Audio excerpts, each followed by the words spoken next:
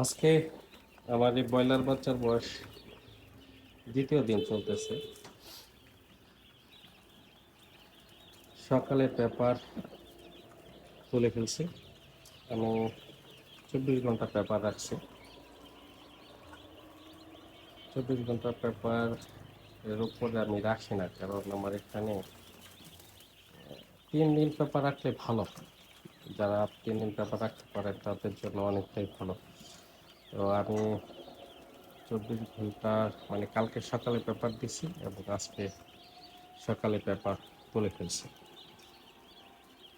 Paper আমার এখানে ভিজে যায়, মানে 12 ঘন্টার বেশি রাখা যায় না।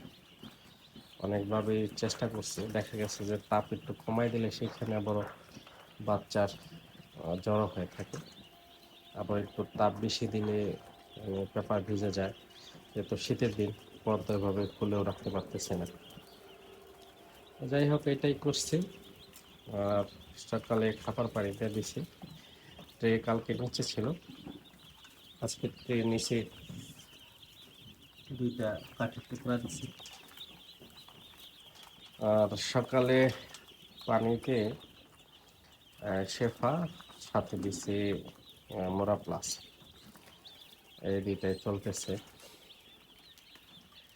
তো আল্লাহর রহমতে বাচ্চা কোনো নষ্ট হয় নাই এ পর্যন্তই। কালকে যেই প্যারালাইসিস বাচ্চাটা, প্যারালাইস না, ওই পায়ে যেটা ব্যথা পাইছিল, এটা এখনো আছে। আসলে খাবার খেতে পারে না।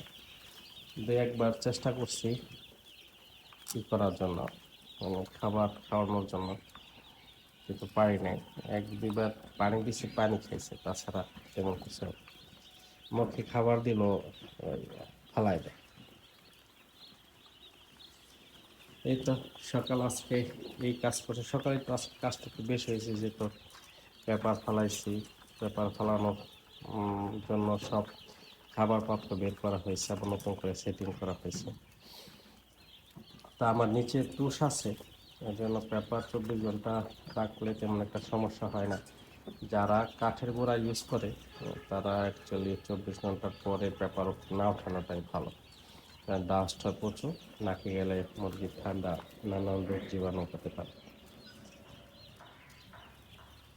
ওকে, সকালের জন্য এই পর্যন্ত। আল্লাহ হাফেজ।